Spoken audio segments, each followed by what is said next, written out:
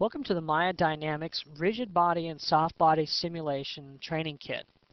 This series of lessons is going to explore what makes up a rigid body, how you use rigid body simulations, as well as how to use constraints. Then we'll explore how to use soft bodies, tweak out soft bodies for your creatures and characters, and use them in your own productions. Let's take a look here. I've got a fresh shelf here. I'm just going to throw off all these buttons so it's nice and clean.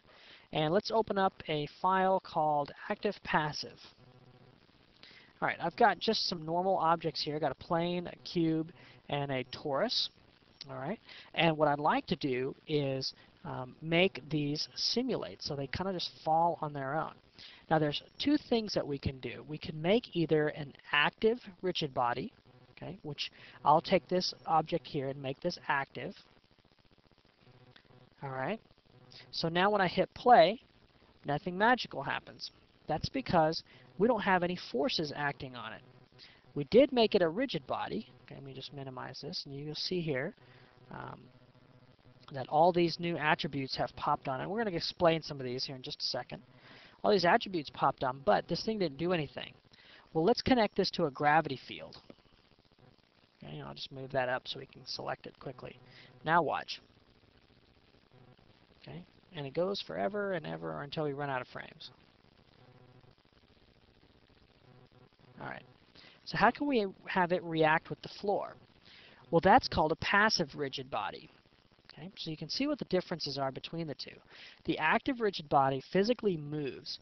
The passive rigid body would be like the floor, or would be like a wall where you don't really want your objects to go past the wall. So now when I hit play, you notice we get a little bit of a bounce. Let's play this back. Alright. Well, let's take this little object here, this cube, and let's turn that into a passive rigid body. And you can see what we get here.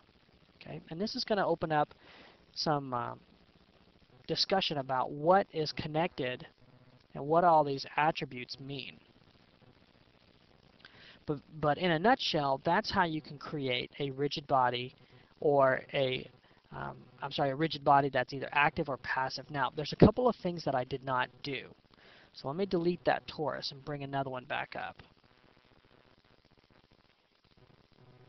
All right, let's see. We'll just increase the radius a bit, and we'll let's create that. All right. So I made that an active rigid body by going to active rigid body and then gravity. Well, you can also just add gravity or any of the fields. The system is smart enough to figure out that if you added a field, then it's probably going to be a active rigid body, or it's going to be an active rigid body. All right. Another thing that we could do is, look, we already have a gravity field out here. Why not just connect it right to it? Well, we could do that too. One of the things that it's important to do, and I haven't done it just so I can explain to you, is this needs to be zeroed out. Well, if I set these to 0, it's not very good, right, because it puts it back at the origin. But what I need to do is freeze the transformations. So I'm going to add this to my shelf. I'm going to go Modify, Freeze Transformations.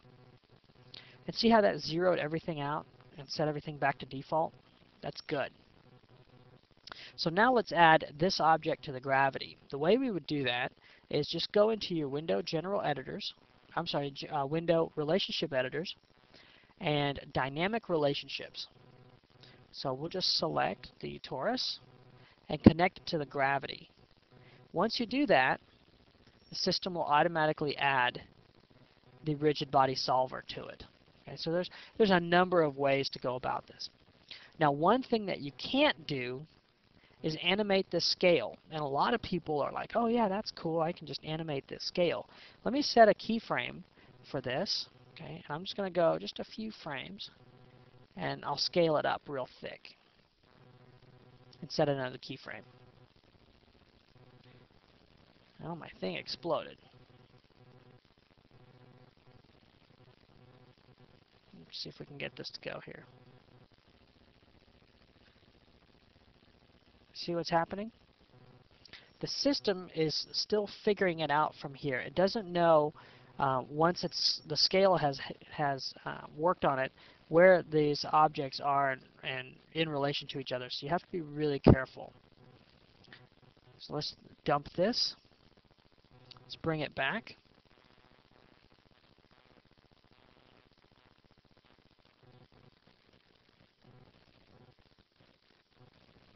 Okay.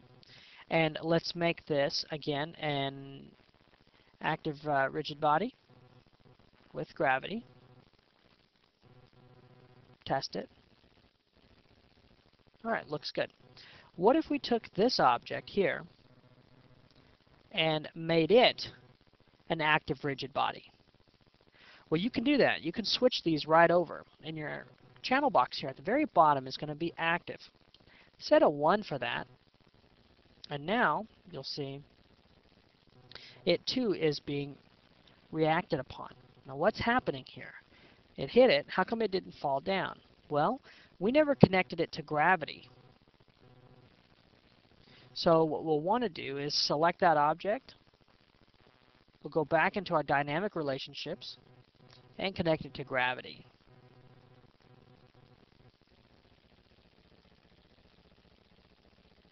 Okay.